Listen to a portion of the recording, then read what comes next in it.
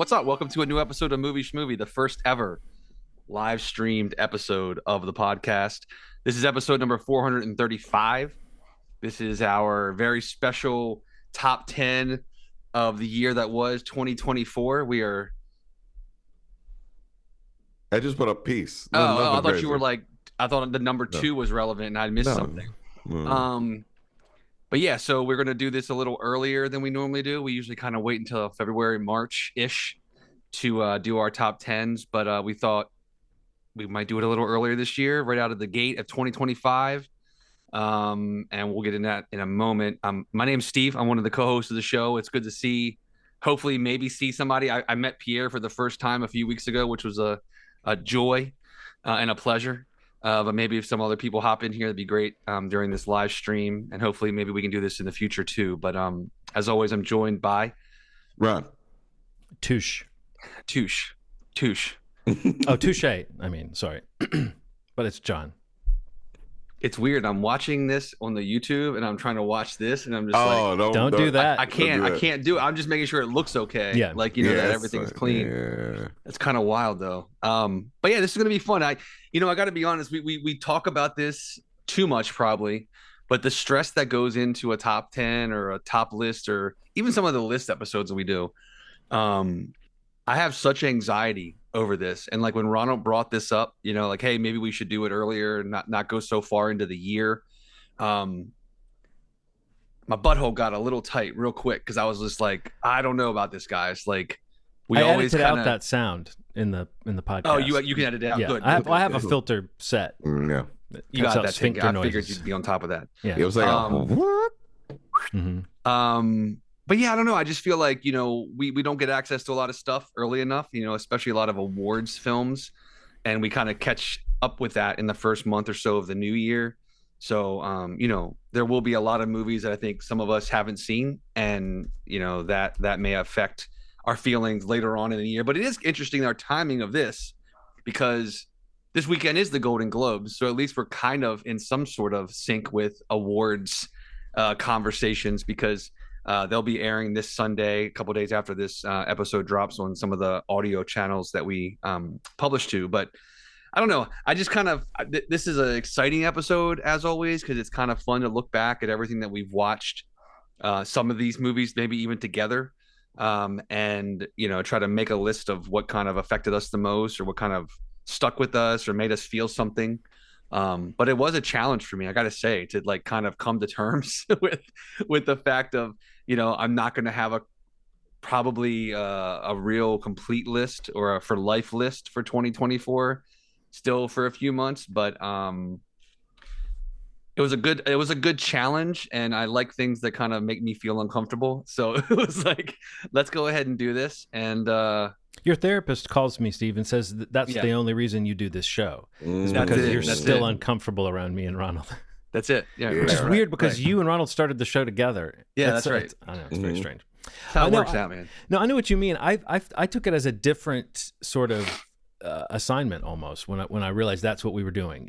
Normally it is the goal to try to see every possible movie, and make your list. And this time it was more like, what's a snapshot of the year? And it helped me clarify that, the movies that make this list for me, because there was, as usual, there's a whole shadow top 10 called my 11 through 20. They're all great movies too. Yeah. And those movies, any one of those, anything in the top 20 could have been in the top 10, and anything in the top 10 could have been in the number one spot, or at least the top 5 at some point, totally, in my calculations. Yeah. And what I was trying to do was what movies, if I walked away from 2024, what movies would I want to keep as a snapshot of the year, and moments that I'm going to remember and that I'm going to take forward? Because if you just, it's almost impossible to think that, anything, movies, music, anything, to think that you've consumed everything enough to know what actually is even your favorite thing that came out that year. I probably won't discover some of this year's movies until well into Now it's last year's movies. I probably won't discover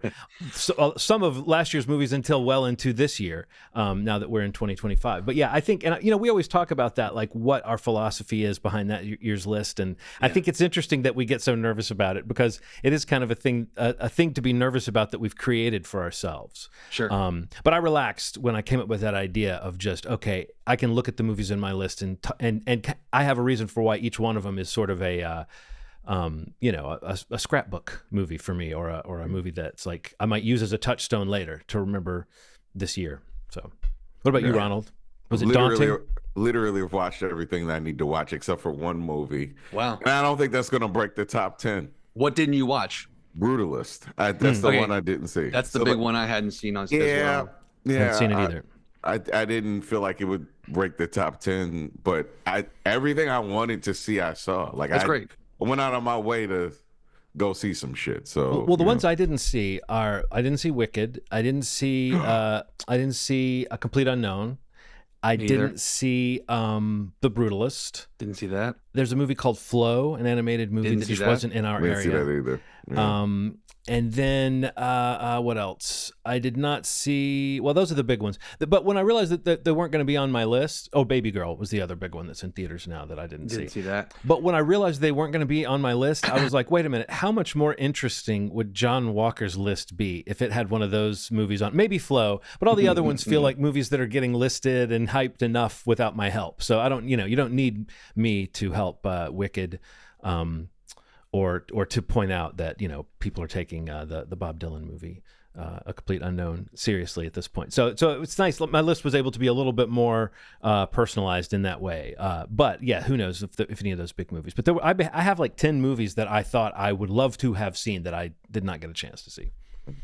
Yeah, mine's probably about the same. Like I guess like looking at like some of the categories for the Globes this weekend, and some short lists for the Oscars. A lot of what you mentioned. I also didn't see A Serious Man? No. A Complete Unknown? No. The Kieran Culkin. A Serious Pain or A Serious Pain. A Serious Pain. So whatever it's called. A Real Pain. A Real Pain. Yeah. A Real Pain. You can tell we're movie buffs. Yeah, I didn't see that one. I didn't see A Different Man. I didn't see The Apprentice. I saw that. I didn't see everything you listed. I didn't see Sing Sing, which these are all movies coming up in categories here, but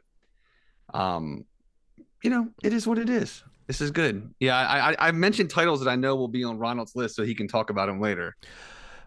Smaller movies, there's a movie called Resonator that I did not see. Never heard of that. No, I haven't heard of that. What's that about?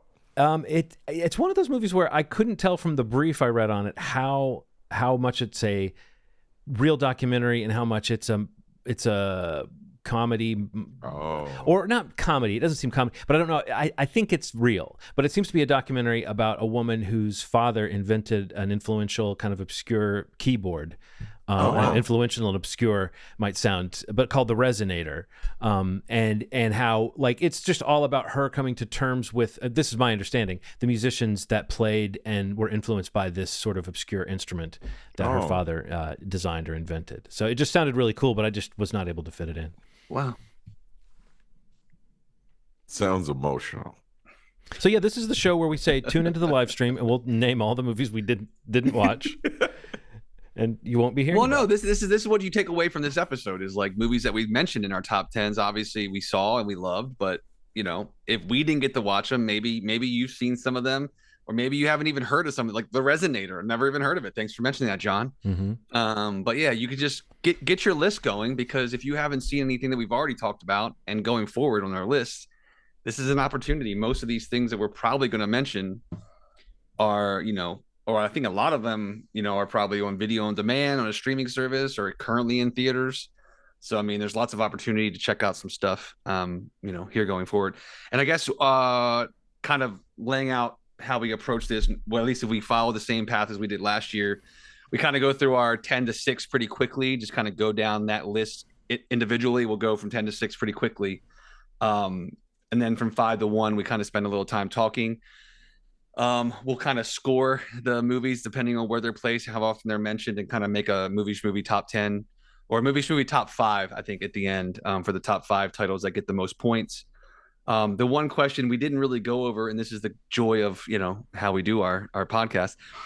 If since we don't know each other's lists, when we start mentioning movies that may be on another's list, should someone speak up if it's higher and we talk about it at one time? Yeah. Yes. And then we'll just kind of hold it until it's at its highest point on our list. Yeah. Right. Yeah, I like that. Okay, perfect. Okay, great. That also feels like a nice tease too, because a lot of times it's like, oh wait, how high is it? Can I be honest? I love it. It's a thing that we do on our list that I've never seen done on other people's lists. And because of it, it makes it a lot easier to kind of have this collective opinion on it. Because when I watch some of the other podcasts do it, it's like people are talking about it 3-4 times, sometimes 5 times. I'm like, this is exhausting. I don't want to hear about Challengers 10 times.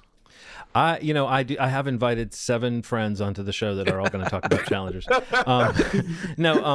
I've heard other shows do it, but what's weird is I heard them start doing it. I don't think like they listened to us or anything, but we started doing it, and then I noticed other people started doing it, and I was like, oh, I wonder if everybody had the same collective issue of this is like you're not really having a conversation, you're just kind of talking at people. But when you hold it, it's like it allows it to not just be collective, but it also creates that little tiny bit of like, oh, okay, cool, not so fast, buddy. You can't talk about that one yet, and it kind of creates a anticipation for that. So, I think there might be a few things. I'm looking at my list. I wonder how surprising my list is to you guys at all. And I think if there's any surprises here, if there are any surprises here, it's because you don't know exactly what movies I've seen, and that's why it's hard to gauge. But I think there's some real down the middle John picks that are on my list. Ronald, how would you characterize your list this year? Does it feel very, very, very Ronnie indeed? I think. And I know those are the exact words you would use to describe it. Yeah, 10 through 6, very Ronnie-ish. 5 through 1, basic bitch. I'm a basic bitch when it comes to this. I get real basic. I get like, have you seen? Well, people don't know about your spinoff podcast, Girl, Have You Seen? I get very Girl, Have You Seen for 5 through 1. Every time we don't hear from you for a while in our text thread on messages, it's like you start the next one with that, and it's like, oh, what's he seen?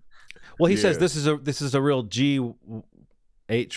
Okay, yeah, yeah. And then it slams down, like the text slams down in new iOS.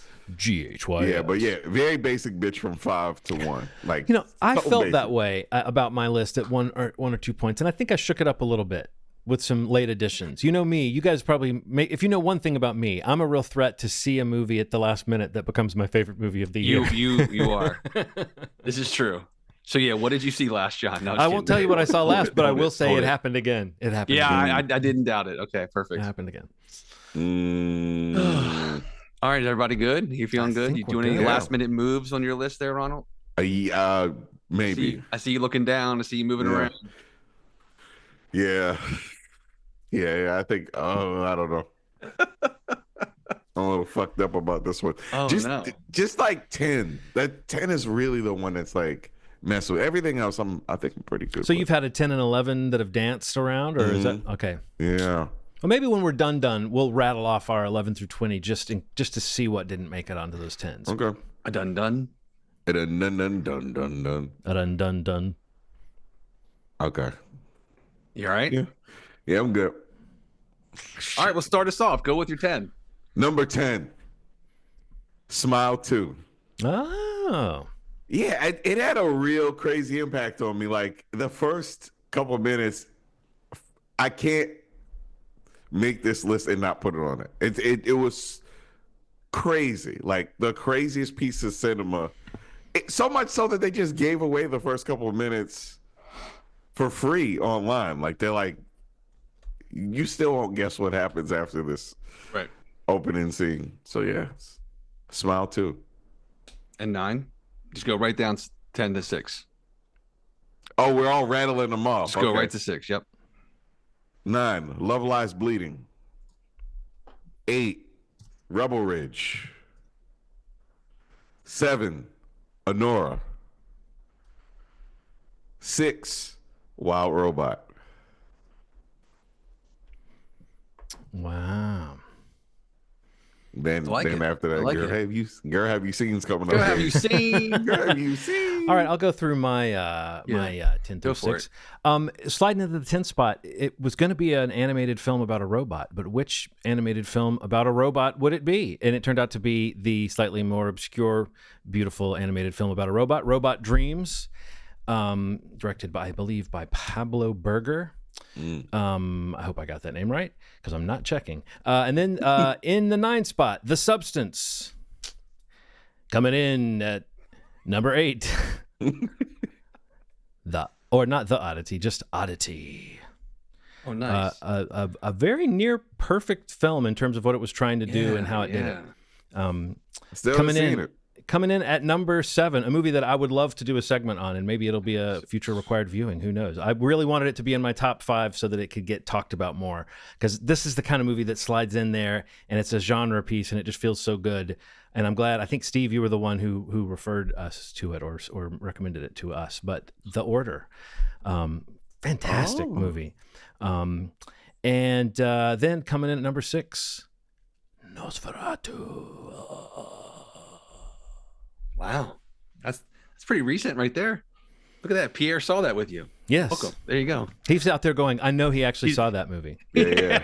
He's like, the rest I of can these movies, he validate could have he just, actually watched it. looked up on Reddit what people are saying. Yeah. All right, my 10. I got Hitman on Netflix. I got number 9. One of the earlier movies I saw on this list, it was Snack Shack, which is a great coming of age movie. Number 8, I got Rebel Ridge. What? Yeah. Number 7, I got The Wild Robot. And number 6, I have Long Legs. Oh. Wow. Okay. We have 2 that are very close in the Yes, ranking. we do. Yes, we do. Wow. So this is already off to a good start. Okay. Yeah, let's keep it going, Ronald. Just go. Let's go to number, what do you got? Number 5. And now relax. Whew, we can talk about these. And now you can talk more. Unless somebody has it higher, and then we'll just be like, wait a second. Yep. Hold that thought. Hold brother. up. Number 5, Conclave. Go right ahead. As you were. Yes. I keep going? Yes. Yeah. No. Talk about Conclave if you like. Oh, okay. Yeah. Oh, No, cool. don't go 5 to 1. Just something. Okay, sorry. Brief comment. We reviewed it last episode. We're trying to get you. We're trying to get you out of the show as quick as you can tonight. You know. Yeah. I got so scared. I'm like, I have to. No. Conclave was just one of those movies that, it feels like, how they have those like Warner Brothers top 50 of 50. The last 50 years. Yeah. It feels like Conclave is gonna go in that. Like it's like a masterpiece of a movie. It didn't go higher just because there's so many more movies that are better than it. That sounds weird. That sounds like I like that explanation. It didn't go higher because it's not higher on my list. yeah. But it just is one of those movies that is stuck in my head. Dynamic characters, a lot of tension without having any action. And then when the action happens, holy shit. Like, it's like, it just has a little bit of everything. And it's one of those movies, like if I told my mom to watch this movie, she would talk to me about this for an hour and a half. Like, it's just one of those movies, like, you think it's one thing and then it unpacks into another thing, and then it just keeps getting bigger and bigger and bigger, and the performances are just unforgettable. So, yeah, Conclave is my number 5. All right, cool. Yeah, we talked about that one just last episode, maybe, or just a couple episodes ago. Yeah, man. Yeah, almost. I mean, at one point it was very high on my list, but it just gradually getting kicked around. After a while, it slid down. I think it's Gravity. I think Gravity has something to do with that. The film Gravity? No, just Gravity as a whole, and defying it. Oh, What'd you do there, Ronald? what did you do there? I think we What'd you saw do there? my number 5, Sean Baker's Anora, where my touche came from, and I noticed Steve didn't have a glimmer of recognition, and I realized maybe he did not watch Anora. Is that? Yeah. I did actually. Oh, you did. Okay, You saw it? I just missed it. I missed the.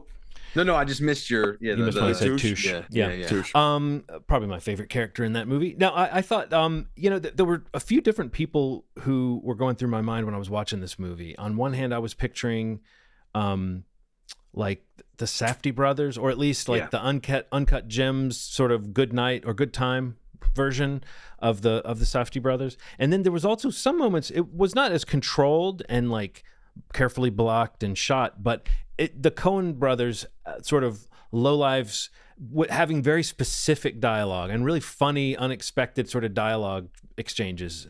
I really appreciate how this movie in the middle is like a zany comedy with a weird group of characters that are together kind of on a road trip almost, you know. I mean, it has elements of so many movies that I like.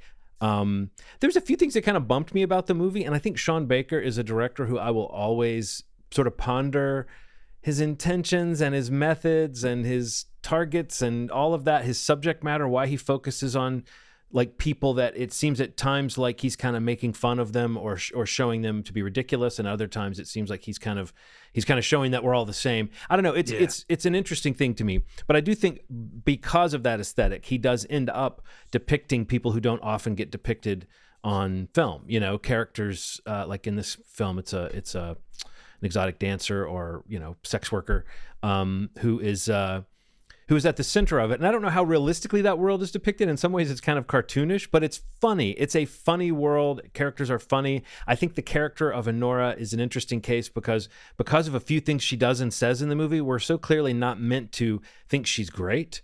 Or she's the coolest, well put together person in the world. But we do see just how tough she is and how she turns the tables on almost any situation that she's in. And so you're sitting there admiring her, but then kind of seeing her limitations as a person at the same time. And ultimately this movie ends on a really heartbreaking note. After some really rough dialogue in a way that it's like definitely hits at that stuff I was just mentioning about how conflicted you'll be about this character. But yeah, people are talking about Mikey Madison's performance in this. And again, that Sean Baker thing of surrounding semi-pro or professional actors with less known faces or amateur actors, it just has this feel of you're in it. And he, I don't know, he always seems to chip away at some kind of humanity that these strange people show for each other. So yeah, this movie, it's almost like I was daring it to sweep me away, when I watched it. And yeah, I really enjoyed all the things I just mentioned about Honora. And I think it's also from a filmmaking standpoint, it's got a nice looseness to it. It's, again, if you know Sean Baker's movies, they're not like technically overly precious. There's a kind of energy to them. And this is one that is very much in that vein. What'd you think about it, Steve, before I start going? Just outside my top 10. Okay. Mine like was it would be like I think it's like 12 or 13 or something. Okay. It's around there. It was 6 for me. It was had a pretty crazy impact on me. I think about I'm all heart, I'm like I kind of go in heart It's gross. first. It's gross. Just like outside of my body. It's just You're glistening, pumping. Like yeah. But there's a song, Frank Ocean wrote it, and it's over the Eagles Hotel California called American Wedding. I suggest anybody with a heart listen to this song. It's about 2 teenagers that get married, and it's the most heartbreaking song I've ever heard in my life. And it reminds me of this movie. Like, it feels like this American wedding, like this like idea of a thing that you do where you just, it's puppy love and passion, and you're not thinking about who somebody is necessarily as a whole.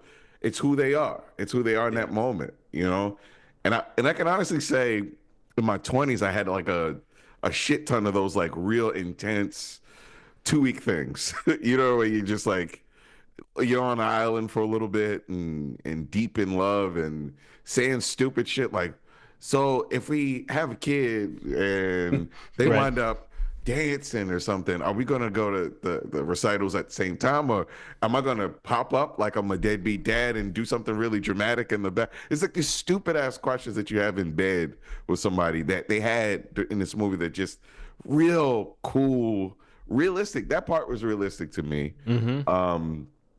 I haven't had too many escorts in my life, but I like to imagine that they're as cool as Honora. But yeah, just a really dope movie, man. Like fun, fast paced, and you're right. Felt like a Safdie, like a Uncut Gems. It feels like a stories from Uncut Gems sort of thing that I really enjoyed.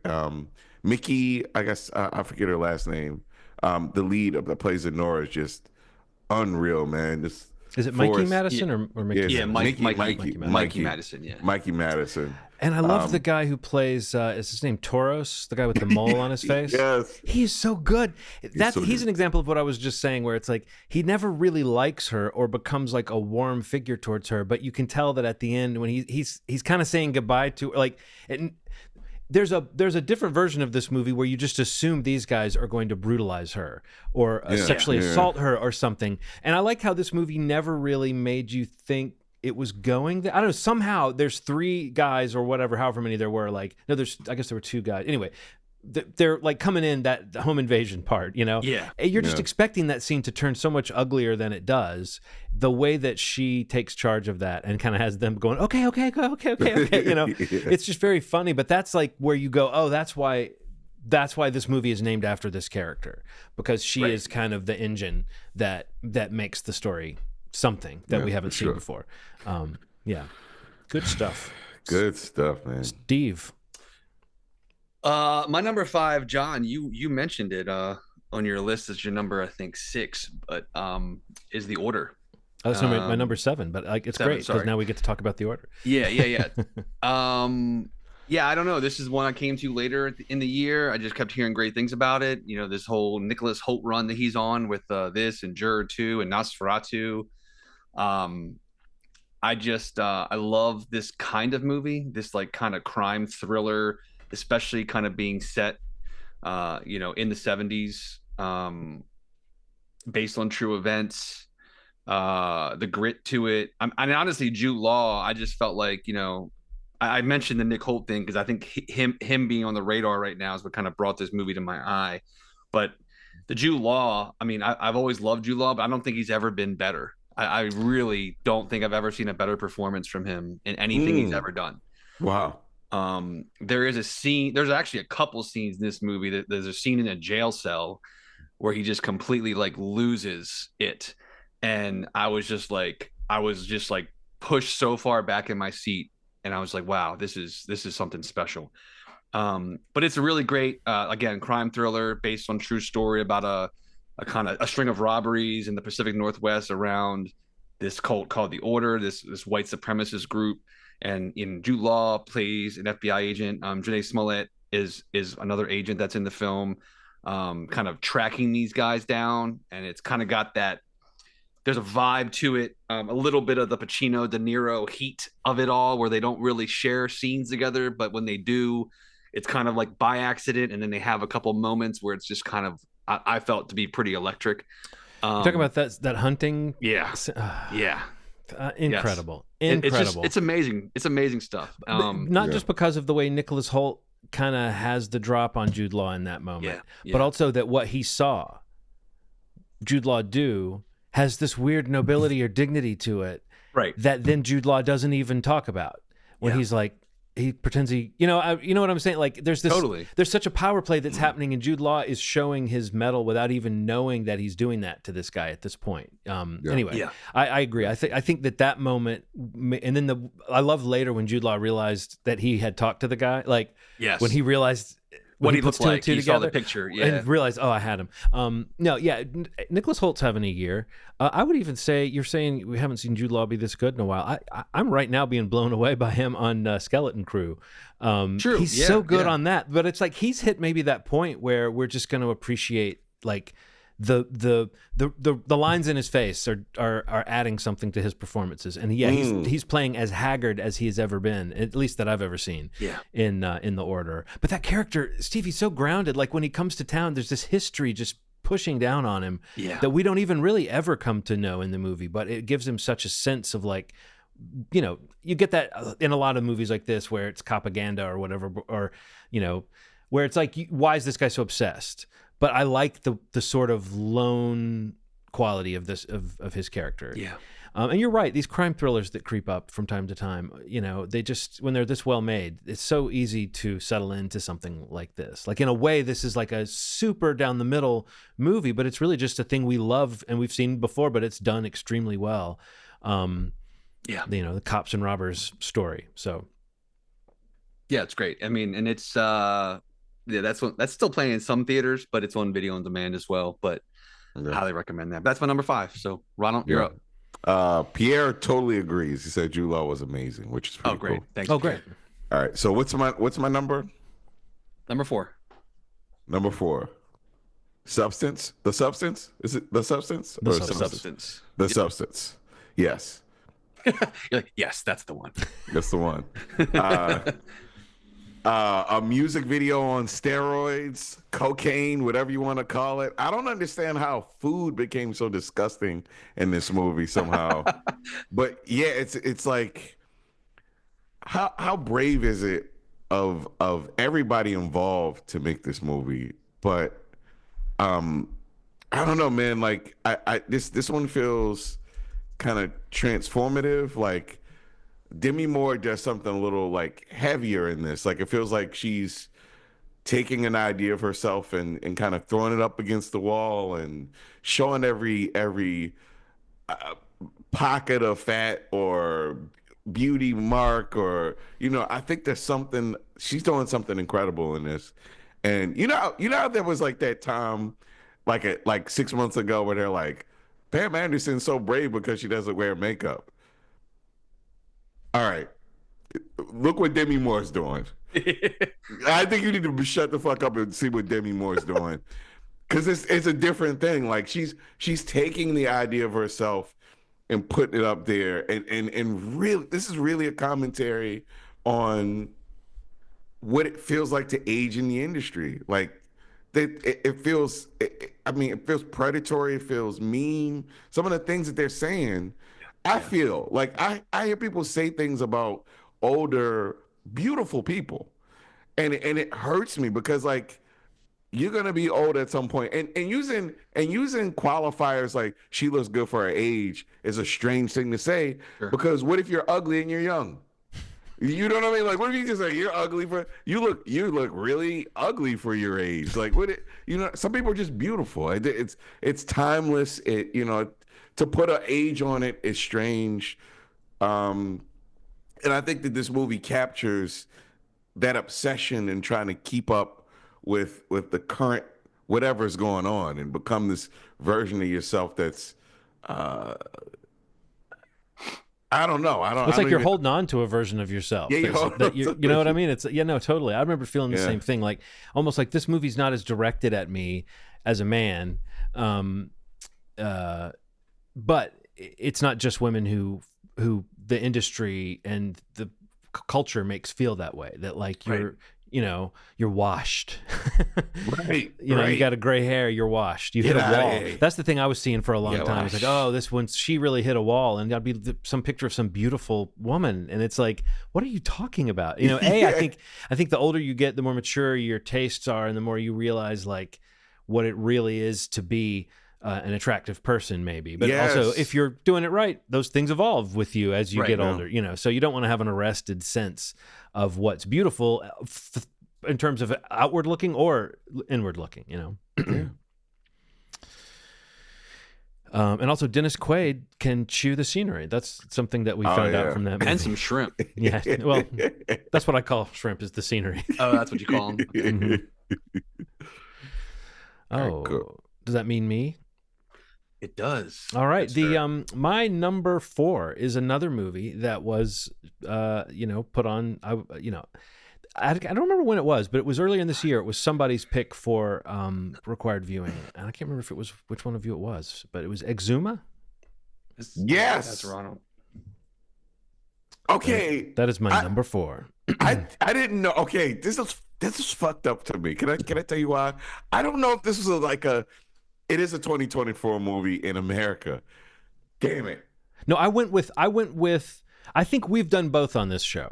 I think every now and then one of us will see a movie when it's in that festival stage, and we will include it in our year-end list, even though technically it's not American, hasn't had its American release date yet. And I know we've also done the American release date, but I had a few things this year that I was like, okay, they technically hit some festival or came out internationally last year. But Exuma was just a movie that, I mean, I was so taken by it. It does so many things that I like.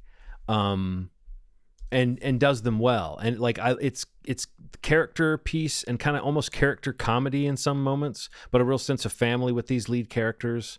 But it's like a possession, demon, ghost story, exorcist story, just unlike anything that I've seen. And I think it's because it, as a Korean film,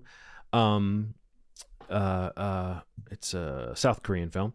It has the added cultural weight of like what the spirituality of that culture is laid on top of the sort of mainstream horror sort of feeling stuff. And what I remembered really loving about this movie was when there was a haunting scene, it was always very unconventional and not like something I've seen before. And the movie really spends a lot of time dwelling on the atmosphere and the way that just how it feels different when something's about to happen, or things are kind of strange, or just the sensory. You always hear about like people just, it's a strange smell, or a strange, it was warm in this room, or it was cold in this room, or I had a sense that somebody was behind me, or whatever. This movie does a good job of dramatizing those kind of like moments when things are about to go really crazy, of how a person starts to feel afraid and can kind of sense those atmospheric effects. But really what I remembered and what I loved about it was just the story is really solid. The actual, when they see this form of the spirit in one scene, it's insane. I love ghosts and folklore creatures like that are just insane looking. And there's just some visuals that were very simple. There's a scene in the film with like fire in the sky at one point at night that's just a really cool, arresting visual. And it's just full of moments like that again are given added pleasure and weight because of the sort of likable team of Ghostbusters that we are following in this story. So yeah, Exuma is one that I think about all the time, Oh, so good. That's so good. I guess I should mention who directed it. It's Jung Jae-ho. Is that his name? No, Hyun. Young Jae-hoon. Hyun. We should do a pronunciation key for all these things. We should. We really should. Because I always feel like I'm screwing up somebody's name. I just want to be clear. It's because I'm an idiot, not because people's names are strange. It's just because that's a bit of homework that I sometimes forget to do, is to get the phonetic spelling of people's names. I watched this movie with this guy named B-Rad Pitt. Oh, B-Rad. Oh, yeah, B-Rad. That's proper. Damn B-Rad Pitt. I thought it was Pitt. It's Piz. All right, my number 4 was one of my more interesting movie-going experience this year, in that I had to leave the movie because the group that I went with would not sit through it because it was pretty hard to watch. But it is Alex Garland's Civil War. I was really excited, anxious to see this movie in theaters. Thankfully, got to go back and check it out and finish it. I initially saw it with my wife and my wife and my friends on vacation in Destin, Florida, and unanimously, I think pretty much all of them looked at me within 15 minutes and was like, I don't know if I can watch this movie. But I'm glad I went back and watched it because I think it's pretty incredible. It's definitely a hard movie to watch. I think it's Is it harder to watch now than it was at the time? Oh my God. Because I saw a couple of movies that I think when they were made, they were kind of like statement films that were trying to get us pushed in the right direction, and now they feel very depressing, Yeah, well, I mean, it's January 2nd when we're recording this, and some crazy shit's already happened. So yeah, I don't know. Right. I don't know. I just an amazing cast. Kirsten Dunst, Wagner Morrow, Kaylee Spaney. What's his name? The guy from Dune. No, well, yeah, but I'm talking about Nick Offerman, who plays Kirsten Dunst is her husband in real life. Oh my God, I'm blanking out. Friday Night Lights. Oh, Jesse Plemons, who plays her husband in real life. Yeah. No, yeah. I like that though. I just like he's so deep in cover as an actor. He's playing Kirsten Dunst's husband. That tall baby. Yeah. Just this kind of road trip movie of these war journalists kind of surviving while also trying to report on what they're witnessing. A lot of kind of I don't know, I guess the hand wringing over like whether the film had a message or not, or picked a side, or I didn't really experience that while watching it. I just kind of watched the movie as it was, and I felt like even the journalists in the film kind of don't really kind of show sides to anything.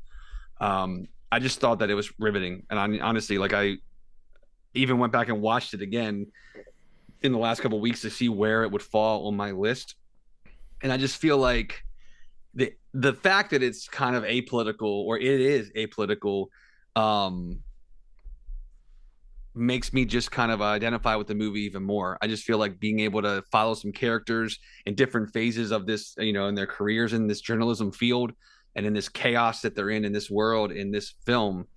I just felt like the entire time I felt like just kind of mesmerized. Um, I've always loved Kirsten Dunst, but I think she's doing something really special in this movie, especially kind of carrying Kaylee Spaney along as kind of like a baby bird kind of thing in her shadow. Um, just some freaking incredible filmmaking. Some of the sequences, again, like I said, are super hard to watch.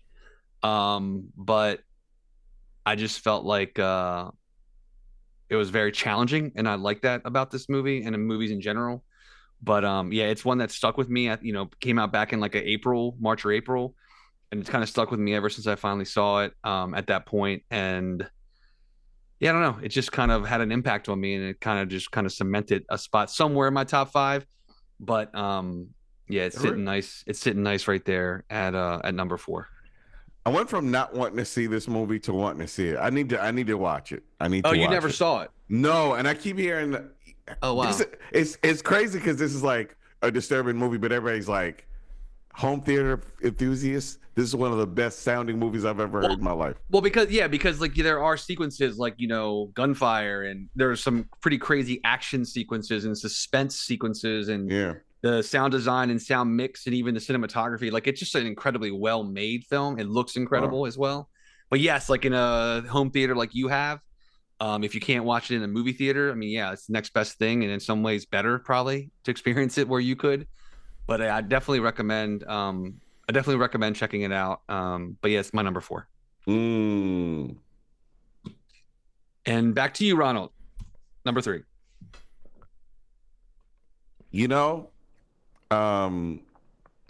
I've watched The Wizard of Oz for lots of years, but I was wondering, what's the other side of it? How did these people come to be? What's the origin story of this shit? Wicked. We have Wicked to answer that. And you're gonna have to hold that for a second. Oh, look at that! What just look happened? That's how that works. What just I didn't want you to get too excited. fucking happened? I'll tag you in it. I'll tag you in it. It happened, everybody. It happened. Somebody got put on pause. I know I won't get put on pause for my number 3 because you both already mentioned it, I think. Maybe I'm wrong. But my number 3, Rebel Ridge. Nice. What a badass movie. What a badass movie. I have thought about watching this movie so many times. I haven't put it on yet. I don't rewatch movies.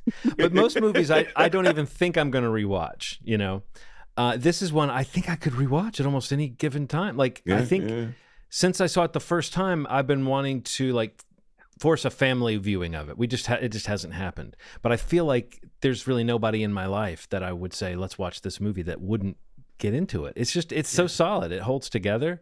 And I think it is a little bit long for what it is in terms of the kind of story that it is, but I think that the added kind of third act complications give it a little bit more of a topic or a thematic concern. There's a little bit more going on than just this one man's mission of revenge in it.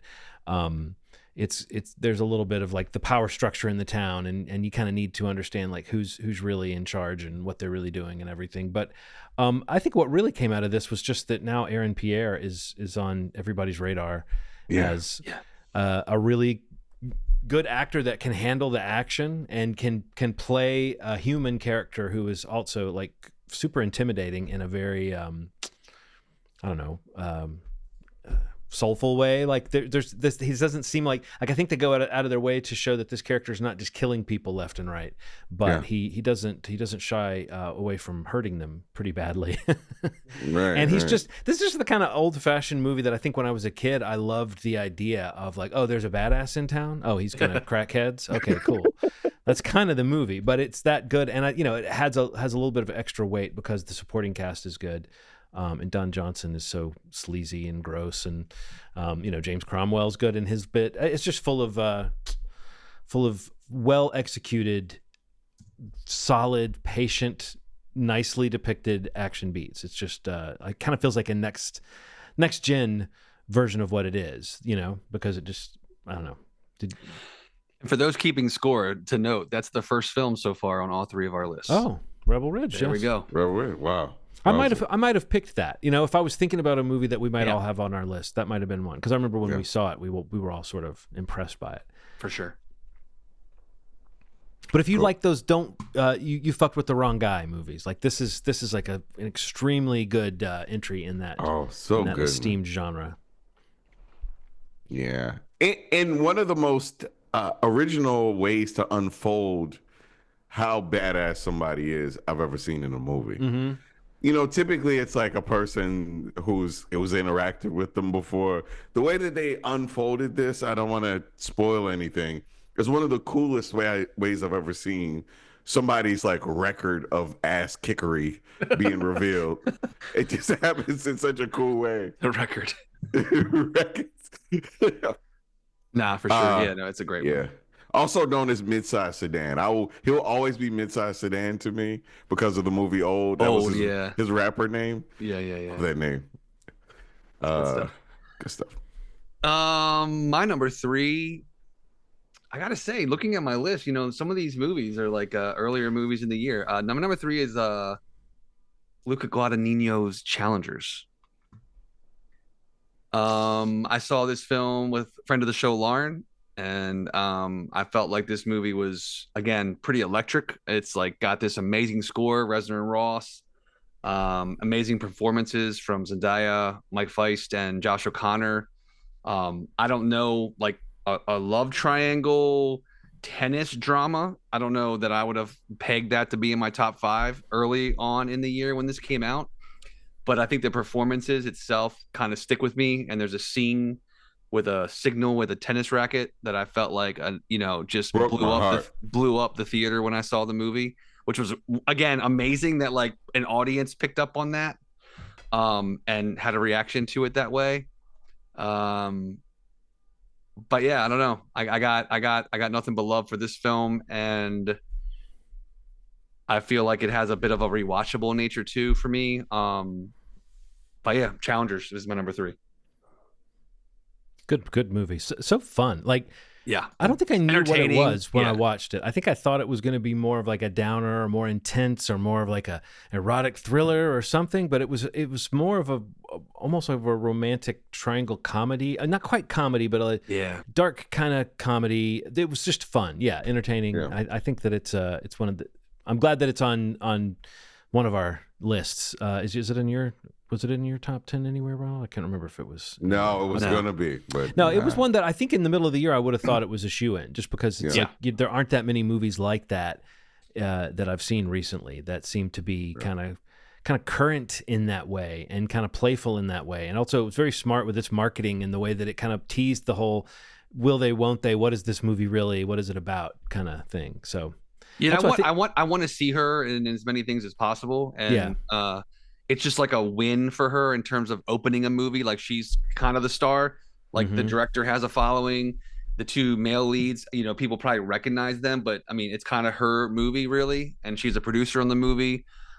She's incredible in it, and they all are really. But it was like a good feeling to be like, yeah, there's another, that's like a notch in the Zendaya is a star, belt. So I'm all for that. But yeah, I love this film. We all have that belt, right? Like I'm wearing it currently. It's weird.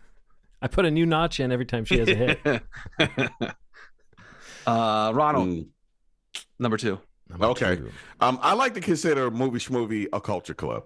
And if you really want to hurt me, if you really want to make me cry, you show me a story about prisoners learning how to act. Sing Ronald, Sing. Ronald, hold that thought. Okay. Oh, Also, anyone who's noticing what's happening will be able to predict something. Because my number 2 is not the movie that you were talking about. It's not Sing Sing. Oh, snap. But my number 2 is a Josh O'Connor film. Ooh, what's our young Josh O'Connor doing when he's overseas, speaking mostly Italian, in a fantastic film called La Chimera? There is a I don't know if I've heard of this. Oh, it's good, so good. This is another one of those 23 international, 24 American releases, I'm pretty sure. Okay. But it is, and Chimera basically means like impossible dream. And in this, Josh O'Connor plays a disgraced British archaeologist who's known for being able to find, where things are, like having a sense of, almost a mystical sense of where things are buried or where there's hollow spaces underground where there might be tombs. And I think he's disgraced because he was raiding tombs. And now that's all he does. But he, it was once a respected archaeologist, and now he's a tomb raider, and he has a team of grave robbers that he works with in Italy, and they go around finding all these tombs that have like the things people were buried with that are now sometimes very valuable artifacts. And they normally find like ordinary objects, but there's this one case where they find like a pretty big score, and that leads to complications. But it's not just about that. It's also the story of how he's returned to Italy, where a former lover of his, I believe, has disappeared, but he knows the family, and Isabella Rossellini plays the mom, and the other daughters don't like that he's coming around, and like, why is he part of the family? Anyway, it's that kind of movie where there's a little bit of stuff going on at home, there's a little bit of stuff going on with the grave robbing, and there's this woman that is a music student of Isabella Rossellini's character named Italia, who is sort of the spirit of the movie, the kind of beating heart of the film. And he has a little fling with her while he's doing all this other stuff. I don't really want to spoil what the story is, but the movie is just very inventive. It's shot on a combination of 16 millimeter and 35 millimeter, and it just has a very grainy. I realized when I was making notes about this movie that it's a bad sign when anytime a movie has like a spark to it and like texture and like a mood and a vibe, that I'll be like, this is like an old movie. And this movie does remind me of films from the 60s, 70s, somewhere in there. Like it feels like you would totally find this to be one of those foreign films or non-American films that you would watch and go like, oh wow, this is so cool. But it feels like it's from a different era in that sense. Just the way that things are shot. I looked to see who the cinematographer was. It's this woman who's shot all of the director. The director is Alice Rohrwacher, and the cinematographer is Helene Louvart. And they've worked together, it seems. That director and that cinematographer typically work together. So, maybe her other films, Rohrwacher's other films, are as good or as interesting. But this was just a really cool story. The kind of story where you have no idea really what you're looking at. You don't know what the rhythms of it are going to be. And then when it finally gets to the end, it as a movie like this will do, it's a real stunner and kind of a, oh my God, kind of ending. I recommend La Chimera. And also, like, I began to wonder, is Josh O'Connor Italian? And I didn't know it. He's so good at that dialogue. I read he went into like an immersive program where you go in at 9 and you leave at 6 or something, and they only speak to you in Italian, and you're only allowed to speak in Italian. So it's like God. He did that for whatever he had to do, because his guy, even though he's a British character, the few moments where someone breaks into English in the film, there's just a few, and you do hear his accent then. But the rest of the time, he was so fluid, even though there's a joke in the film about him being a poor Italian speaker.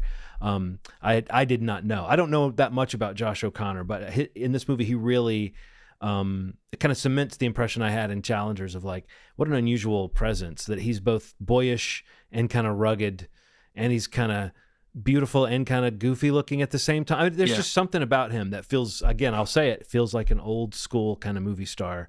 There's some magnetism there. There's something raw and potent about that guy. And yeah, this movie is full of supporting cast that just feels like, oh, these must be real people. This isn't acting, you know. Yeah. Really cool movie. Very cool. My number, what is this? Number 2. We're on number 2. Yeah. Is Wicked. Ronald, you can talk with the boys me can about talk Wicked. about Oz. So good. Yeah, you were on a roll there. I didn't want to cut you off too abruptly, but I didn't want you to get too excited. I cried. Yeah. I cried. I cried like a baby. Like, I think there's something about A couple times. I think so. So I've been doing like some research on Wicked, and it's like Dina Menzel playing the lead, and it's ties to like Jewish persecution and women being accused of being witches and things like that. And the context changes when a black woman becomes Alphaba. I mean, it really does. And but the cool part about this is it's so layered. Like, people can look at this movie and be seen and in this film, and it's proof that if somebody's if a black lead is in a movie, that you can still feel like you see yourself in a film. You can still feel like you're attached to these characters, because so many people I knew that saw it related to this feeling of like feeling like an outsider, feeling like, you know, like you don't quite fit in. Yeah. Like, and even when you're comfortable in that space, people still make you feel like an asshole about it. And you know, I think that this movie has a lot of weight to it, but it's so light and easy to go through and fun, and you know, you could watch it a couple times, you'll cry a couple times. It just is fun. Everything, those two voices together. I mean, like, come on. Yeah. Ariana Grande, Cynthia Erivo. Who would have thought that these two voices would be on the same screen, singing? And super charismatic Ariana Grande performance, super understated Cynthia Erivo performance. I just think that there's something about this that feels absolutely perfect. It feels like something we're gonna watch forever. You know what I mean? Like, I could see a couple things. I could see where Frozen came from, one thing, but then I could also see how this could also be one of those movies that, like, my daughter will say, you know, I want to see Wicked. I want to see Wicked. I want, you know, and we'll watch it a couple times and I'll cry. Yeah, and that's kind of like, you know, every year I kind of have that emotional movie on my list, like, you know, or something having to do with taking my daughter to a movie. Yeah. And you talking about yours one day, maybe having that reaction, like, this is the one for me this year. Like, I was excited to see Wicked. I was like, there's no way it's going to deliver the way that I think it could. You know, I saw the Broadway version of it with my wife, and, you know, loved it. The music's great, whatever. But, you know, being able to take my daughter who's 7 to see it, and, you know, again, I talked about it on the podcast a few weeks ago, you know, just her reaction to it, again, it just does something to me, and it only enhances how well the movie, you know, plays and how well it's doing with audiences. And, you know, I just think that they did an incredible job making this movie. The direction, the production design, the costumes, everything is just so magical. I don't know. It just really is pretty special, I think. And yeah, the casting is great. The songs are great. They sound good. But yeah, I don't know. My daughter just, you know, and my wife as well, you know, in the theater, just seeing them kind of light up watching it just did something special and elevated it for me. And like I took them back or to take them back to see the sing along. They put a sing along version out in theaters a week ago. To see it again, and like to see my daughter singing songs in a theater, which, you know, she's not the, you know, she's a bit of a shy child at times, but like to see that was pretty special. Oh man. And I mean, that's everything in our household right now is Elphaba, and, you know, the soundtrack and the costumes and everything she draws has to do with Wicked, and it's just really cool. And I know that that's not a review of the movie. It just enhances my experience with it. Oh yeah, for sure. But the movie itself, you know, my experience watching it was very similar to yours. An audience, you know, a real true musical blockbuster, you know, where songs are being sung along in a theater. And you know, a movie that's kind of like a two-parter that is its own movie and ends, and you know, you can look forward to the next part next winter when it comes out, but it's not one of those things where I felt like it wasn't its own film. It does kind of start, have an ending, and all that good stuff. And you know, just to reiterate what I said when we reviewed it in general, like I really do think the last like 15-20 minutes of the movie is some of the most exciting movie theater experience I've had in the last couple of years. You know, when Defying Gravity comes on and it all escalates, and the dialogue in between the song, I mean, the way that that's cut and edited, and the way the movie ends, like literally the last 3 seconds of it, I just think is super powerful, and just was amazing to see in a theater. So yeah, Wicked is my number two. Cool. Ronald, your number one movie of the year. Ooh. Dune. Dune 2. Dune 2 was sorry. Dune 2 is my number one movie. I thought that this movie would fall off. Okay. I thought that it would fall off. But like a well-fastened toupee. It just sits With just the right amount of spice. It sat right at the top of my head. A well-seasoned toupee. Yeah, why don't I just jump ahead of John for a hot second, because it's my number one as well. Yes. So let's just do this right now. Let's just do this. I'll do this with you, and then you and John can close out with his. But I mean, yeah, this is a no-brainer for me. I mean, yeah, there was a moment. There was a couple moments where I was like, can it hold on? And you know, again, the way we started the show, there's some movies I haven't seen, but I don't know that anything is going to replace this one for me. And I said it, I teased it at the top of the episode. You know, I got to watch Dune with you guys in your basement before we went to see this. You unfortunately got sick before we went and saw part two in theaters, as it would happen, you know. But being able to see it with John, you know, and a press screening and really pretty amazing presentation, was a one of those theatrical experiences. Like I've threaded this through our episodes recently. My Thanksgiving list, you know, the premium large format screens, like going back and seeing it again on Dolby after that, like just being able to see a movie like this that really is, not to be cliche, like made for the big screen, was just a joy, honestly. And mentioning Zendaya earlier, you know, there she is again. She's got two of my three spots at the top. I love her. Timothy Chalamet is great in it. Austin Butler's great. I mean, honestly, we've talked about it so much on this podcast. And it really bums me out that it's not getting the attention that I thought it would get. And I think they kind of shot themselves in the foot a little bit when they've announced that like another movie's coming out. So it's going to get like the Lord of the Rings treatment or some crap, like where it doesn't get acknowledged maybe until that movie comes out. And if it's great, who knows if it will be as good as this one. But yeah, man, Dune Part 2 was something special for me this year, man, and it held on strong. Oh, yeah, I think everything about it just escalated the first story, like just seeing Atreides just become this person, this deity to people, and it was funny. Like it had some funny parts to it. It had some serious parts, like the mood changing when they went to the other planet. It just like these things just really felt a little more dynamic. Whereas I have so many friends that saw the first Dune and were bored to tears, and mostly because it was a lot of dialogue building, dialogue and things like that. I have to say something, and it feels like hyperbolic, but I have to say it just because I think when I was young, my exposure to Star Wars was at a weird time. Like I really did enjoy Star Wars, but I didn't get to enjoy it until I got a little older.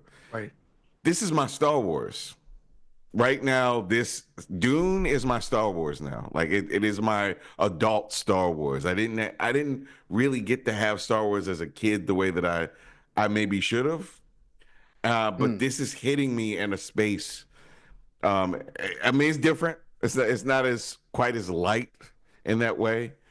But just the big scenery, the riding animals and freaking laser beams. It's like it's craziness and the way that Denis is able to make this stuff look so tangible is bothersome. Like, I've watched this movie on a bigger screen as you could watch it, a smaller screen as you could watch it on my computer screen, and then I'll watch it on my TV, and I'm like, how the fuck does he make this stuff look so like real? Mm-hmm. I don't know what he keeps it a secret, but that seems to be like the key to everything he does. Even from what's the one that was about the missing person? Prisoners. Just everything feels so real, so grounded. And the fact that he can do that in a sci-fi world too is just an account of his master. He just is a master craftsman. He just is good at creating tension in these characters. Sometimes you'll see somebody, you're like, why is Austin Butler in this fucking movie? Why is he? And then you see him on screen, and you're like, oh. Yeah. He's a psycho in this movie. It's perfect casting. It's just this, it happens so much. Like he really knows his shit. And to add to that, the soundtrack, just beautiful, beautiful, beautiful music. Yeah. That feels like I'm like almost in church. Like it feels like spiritual. Like this like vibrations that he creates. And he knows that he's doing it. Like he's very aware of this sort of thing that he's creating. And it is a commentary he on like, knows it. He's just sitting there. He knows it. He knows what he's doing. And there is sort of this like underlying thing about like foreign policy and taking things from people that don't deserve things taken from them, and taking land and things like that. It feels so good to have somebody put something out that feels like uncompromised. And you know what I mean? Like he's like, I have to put this out the way I have to put this out. It has to look the way it looks. It has to sound the way it sounds. It has to feel the way it feels. And something about that feels nuts. Feels like a privilege. Yeah, he does. Denis I don't know that he's missed. I mean, he's just a special filmmaker. I highly recommend, the DGA has Directors Guild has a podcast and a YouTube series where for Dune Part 2, Steven Spielberg interviewed him.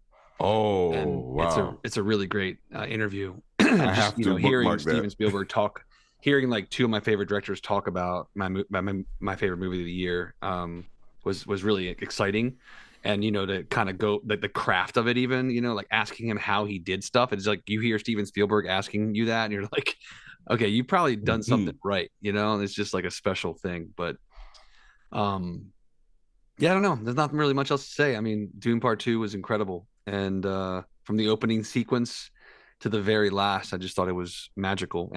And John can attest to my excitement in the theater watching it, especially during the sandworm sequence. So yeah, Steve gets there's a stance that Steve adopts. There's a kind of like leaning forward. He's very into the film. Like it's a treasured thing. Like because it means you're seeing something special probably on screen. Steve doesn't do that at every movie, So if you get to see a Steve stance, that's a special thing. Yeah. But also, if I had been asked to name. If you had just said, John, at one point, I leaned forward, what scene was it? I would have known. I would have known. Absolutely. But I think, what makes those movies powerful, even though I didn't have it on my top 10, it was number 13 for me.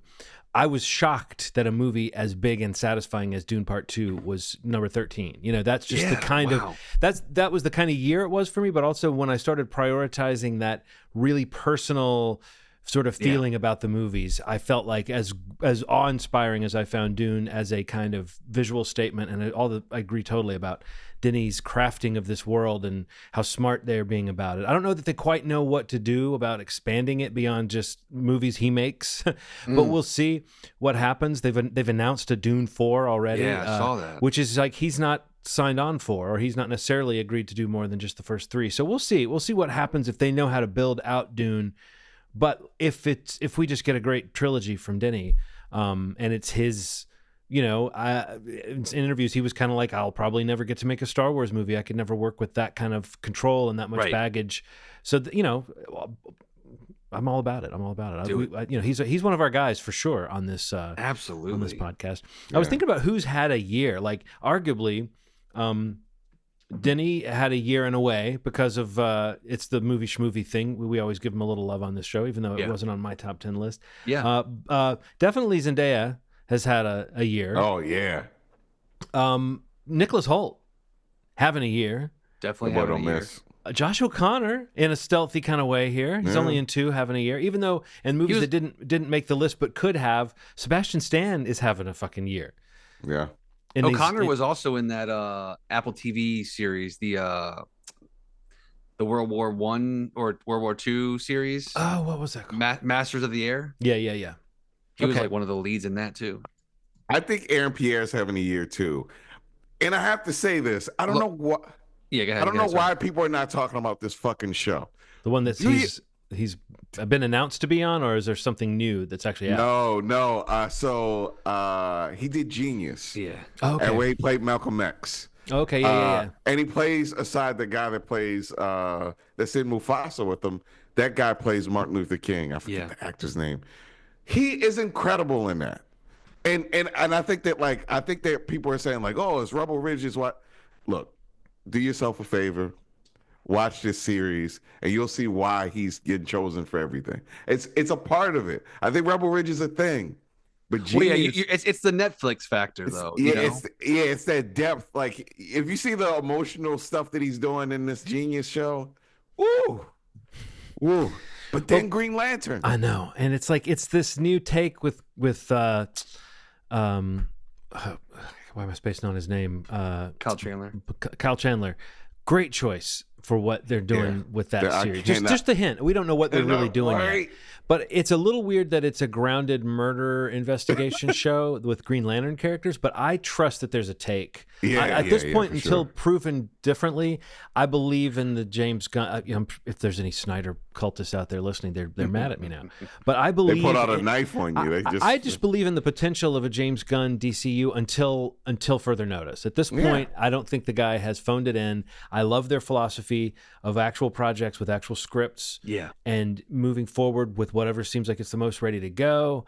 I think that maybe it's frustrating some people because some projects get kicked back and there's a lot of dates that get changed, and sometimes like Matt Reeves' Batman movie has now been bumped back again, but there's supposedly stuff behind the scenes that's very personal stuff that maybe nobody's business as to why that's happening. So I don't know. I respect what James Gunn is trying to set up over there, and I do think they're trying to make good individual projects.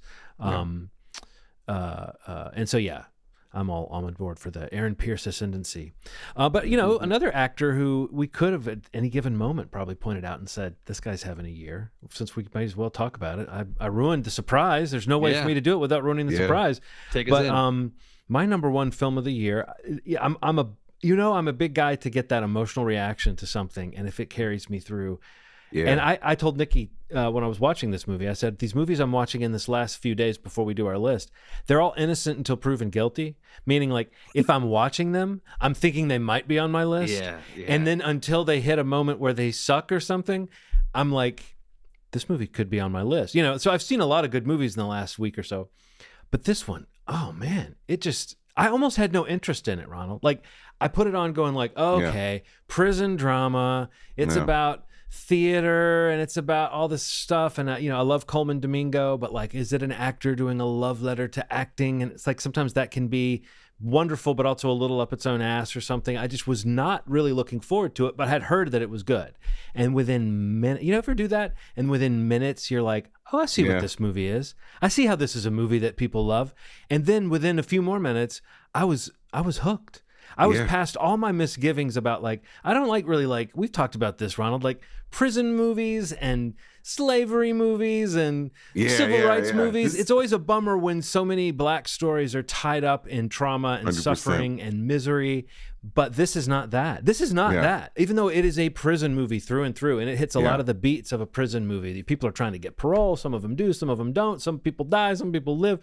But it's not that. It's not the prison movie you're expecting. This was such a beautiful, I guess I'll throw it to you and then we can go back and forth a little bit, but a beautiful, heartfelt movie that continually surprised me with the humanity of its characters and the space that was being created for, the incarcerated population of America are some of the most misunderstood, maligned, poorly depicted people, and this movie was so sweet and sensitive that it almost felt like there was a halfway point where I turned to Nikki and I said, I'm really worried that bad things are going to happen in this movie.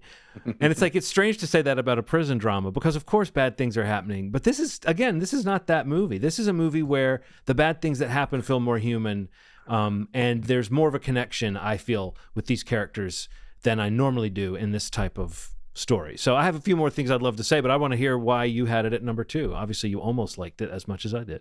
Okay. There's a device that they use in Nightmare on Elm Street where you fall asleep, and you wake up, and you're in a nightmare. However, I fell asleep, I woke up, and I'm in a fucking Domingo seance. This man is shooting left and right. I love him.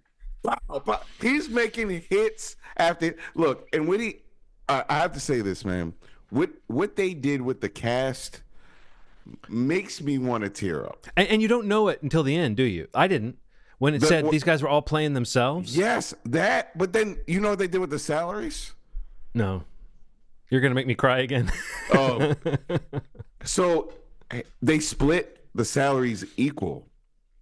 And then anybody that contributed, so like they have equal pay, and then anybody that contributes more, so like anybody that goes on a media run or does more interviews, they get paid a little more. It's based on your work, but everybody gets the same base salary. That's great. I was like, what?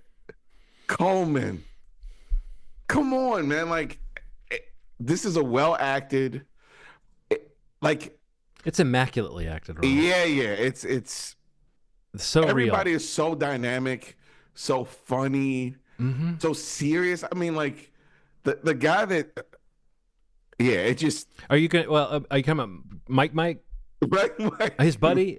Yeah. Is that who you were going to say? The guy? Because I think you were about to say the guy that, and you didn't want to say what happens in the movie.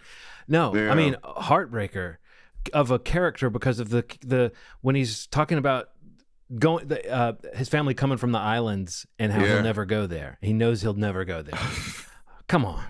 Yeah. But you were mentioning Nightmare on Elm Street, falling asleep. I love the part that Freddy played in this. Do you remember the play that they're putting on? The play that they're putting on, Steve, is a bunch of people wanted to do different things. And so one guy was like, I can write it up. We'll do like a time travel thing so we can have Egyptians and cowboys and Shakespeare. And one guy says Freddy Krueger. And they're like, and Freddy Krueger.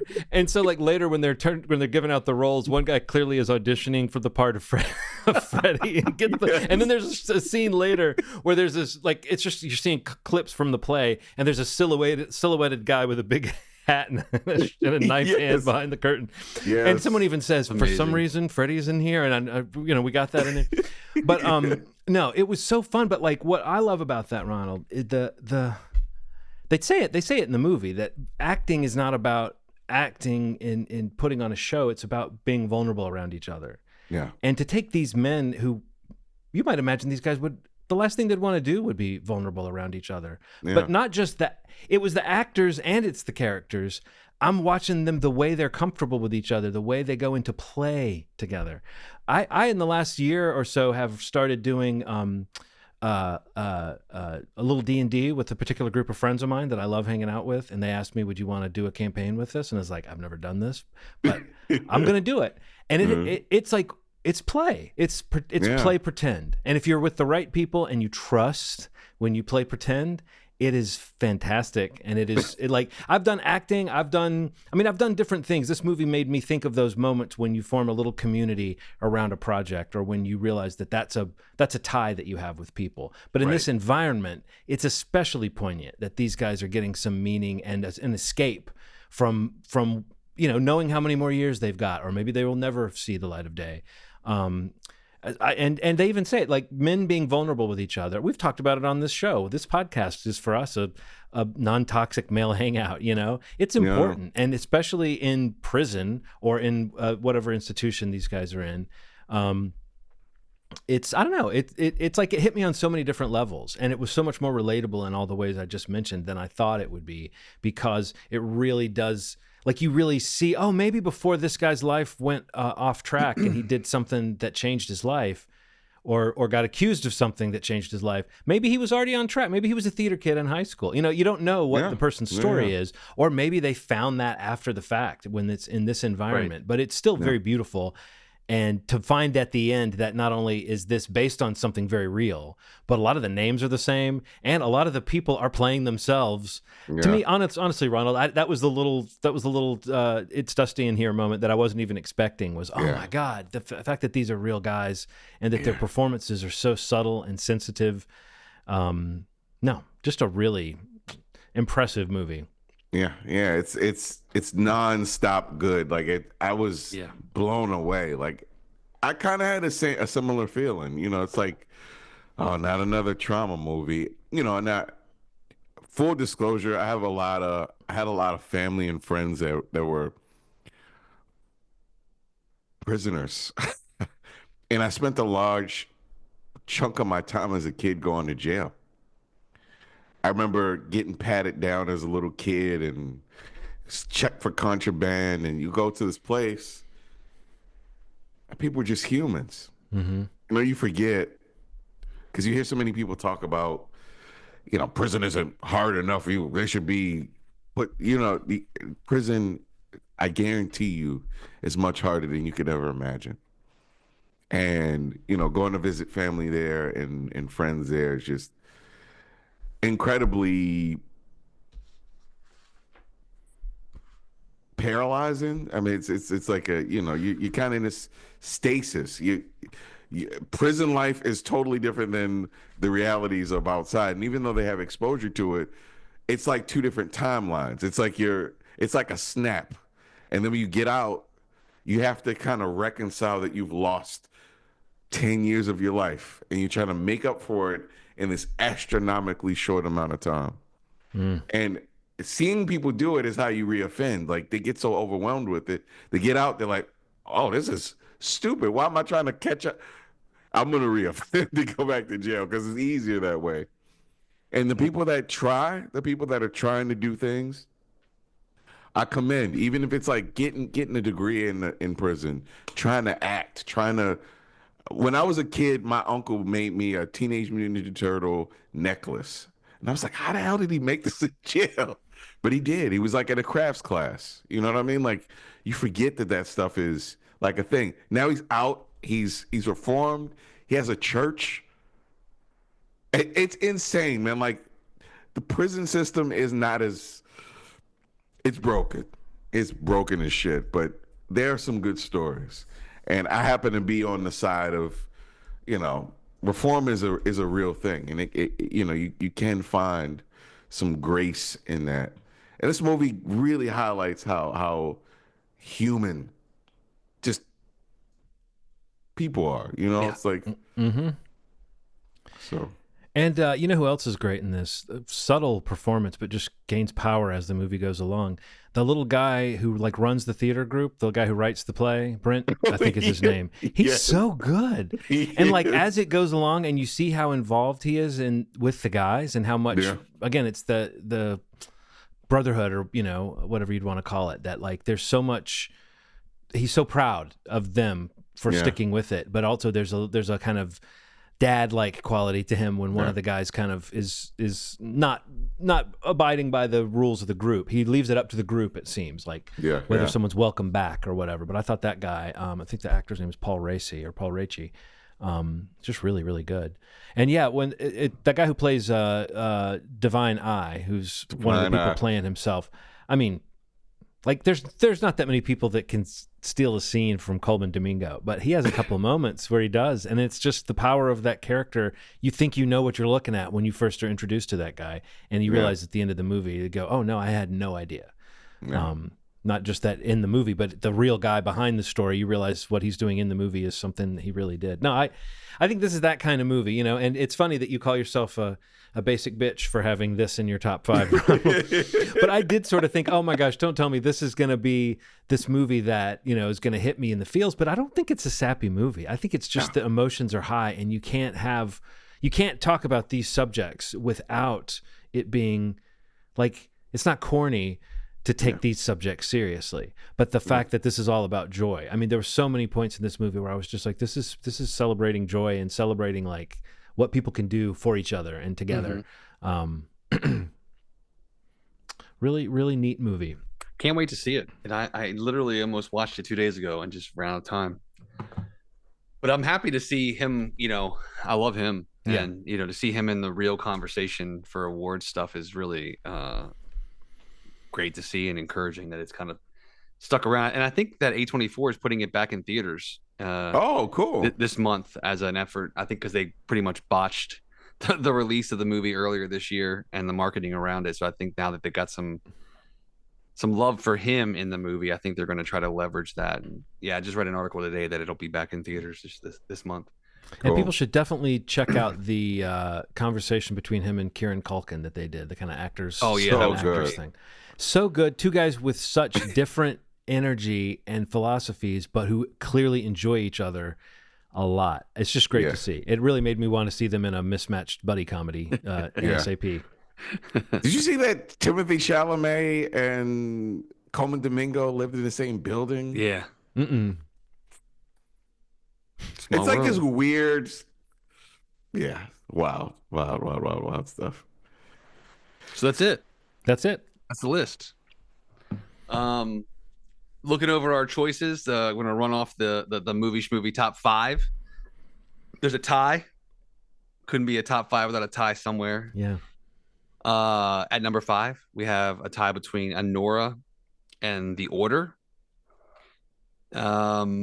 Number 4 is Rebel Ridge. So, let me back up for a second. Anora and The Order are tied with 10 points total. Okay. Meaning it was on, they basically, in an inverse order, they collect points from 10 to 1 versus, where they place on our list. So they both got 10 points. Rebel Ridge, the only film on all 3 of our lists, is in number 4 spot with 14 points. Nice. Number 3 spot with 17 points is Wicket.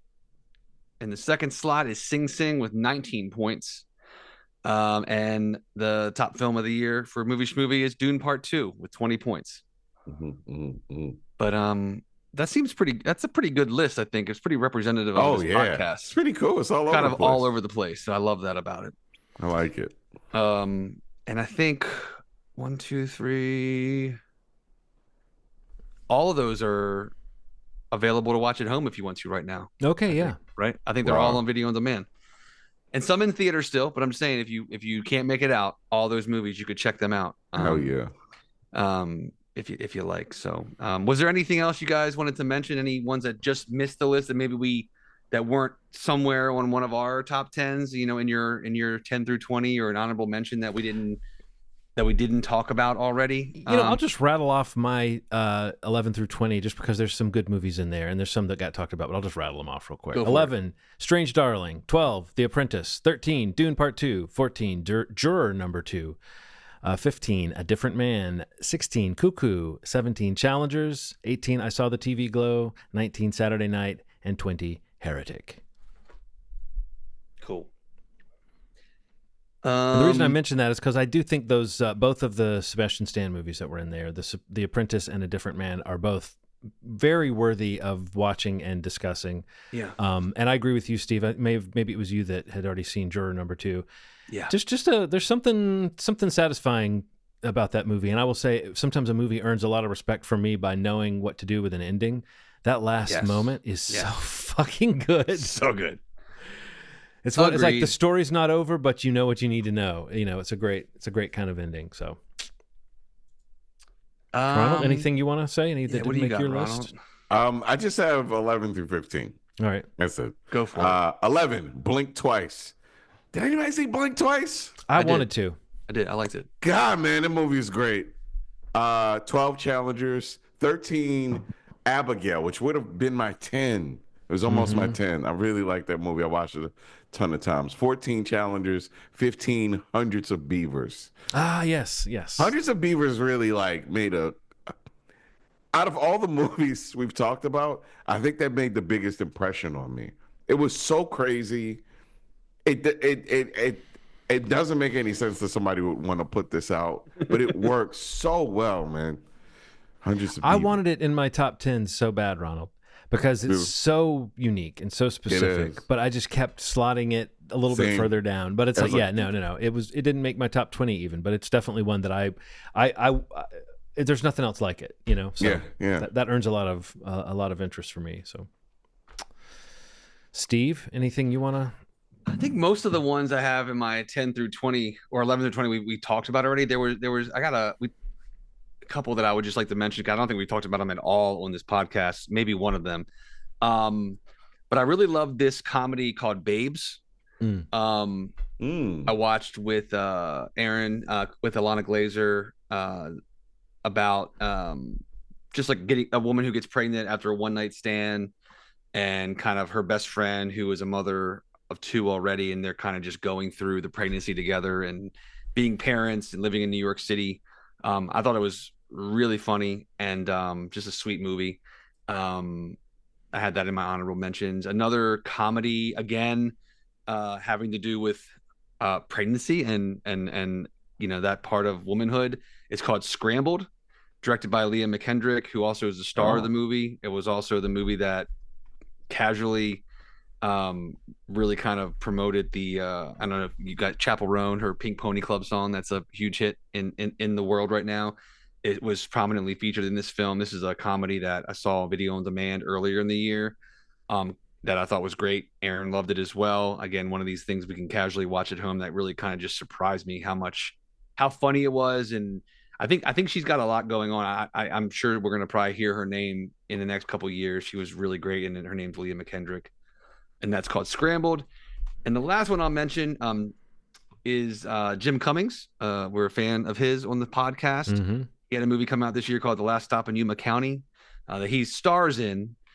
He did not direct this film. It's directed by Francis Galuppi, but it's just one of those movies where, you know, a crime happens and there's a truck stop in the middle of Yuma County, and all these characters kind of cross paths with one another, and you know, just kind of chaos ensues. Who's going to survive? Who's going to break? Who's going to do something that they probably shouldn't have done? But just kind of like a mean, kind of dark crime thriller that I thought was really good. That was a video on demand release as well. All those movies I just mentioned are on demand or available to stream. But everything else I had was, I think you guys had mentioned in your top 10s. But yeah, man, that was it. That's the only ones I wanted to just give some love to. Maybe lesser known ones if anybody wants to seek those out. Cool. That's it. I'm sure we'll talk a lot more about movies that were from last year in the coming months because of the award season. Again, Golden Globes this week. If you've watched that kind of thing, Oscars in a little over a month and a half. We'll talk about these and see if any of these are discussed in those award shows. Hopefully, maybe win some awards. Because I think last time I checked, like, they kind of follow us. Like, especially when we go this early, I'm sure we'll have much more of an impact. Oh, absolutely. On the voting bodies. You talk about the Foreign Press?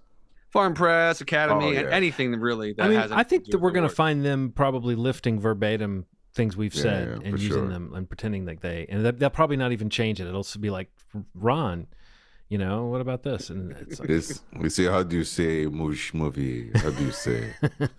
Well, how do you say? You know, like that's how you say it. You're saying it. You're saying it. You're saying it. You're well, doing if you notice, like French film critics, right? They always go bye at the end of a conversation. Like, Stolen. It caught on, guys. They stole it. They stole it. That was fun. That was a great conversation. A lot of great movies on these lists. Hopefully, if you haven't seen some of them, and especially the ones that we, in that final top 5, again, it's pretty sweet that they're all available for streaming. And if I go even deeper into a tie for the number 6 spot on the pod, you have the Substance and Wild Robot, which are also available at home. So These are some amazing movies that we talked about. So please, if you haven't seen them, check them out. Let us know what you think of it. Anybody that participated in this live stream, thank you so much. Pierre, obviously, thank you so much for joining it right on time and being there. We appreciate you for doing that. He's an A student, that Pierre. He did well. He did well. But yeah, that was fun. And we'll be back probably in a week or so with the next episode, the first normal episode of the new year, the usuals. Movieschmovie.com is the website if you want to go back and subscribe to the podcast and whatever platform you prefer to listen to your podcast. Or, if you want to do the visual, the look at it element of the podcast, youtube.com/movieschmovie podcast. You can subscribe there, hit the notify bell to get alerts when the new episodes come out in video format. And also we have the shorts on there. So if you want to kind of just browse and see topics that we talk about, you don't have the time to check out the whole podcast, anything would be great and appreciate it. And we thank you in advance for doing that. Did either of you have anything else you wanted to throw down before we wrap this up? Maybe mention again what your required viewing pick was. Oh God, what was it? Remind me, John. Oh, Asphalt City. That's right. That's right. Yeah, I should have tied that back to the order. Ty Sheridan was in the order. Ooh. That's what made me pick Asphalt City. I had just seen the order when it was my turn to pick. If you follow If you follow your ass, it's your fault. City. In the city. Yeah. That's why they call it that. That's what it is. I hate to do this on mic, but I guess we're live, so it's like next time, do you guys want to talk about a few things that we're looking forward to in 2025? We haven't done like a preview like that in a while. I kind of love that. That sounds like an episode, John. So we could do required viewing and then just talk about what we're looking forward to. There we go. We'll each pick 3 movies, and you can tune in next week to see what our 3 top anticipated films of 2025 are. Great. I just like the list feeling, Steve. I got this round robin thing going. Let's stick with it. Yeah. So you can have that to look forward to next week. Movie list, Schindler's. I like all the lists. Checks out. Okay, let's leave on that note before we get banned from YouTube live streaming. Yeah. As always, thank you so much for listening. You've made our day. Thanks. Bye.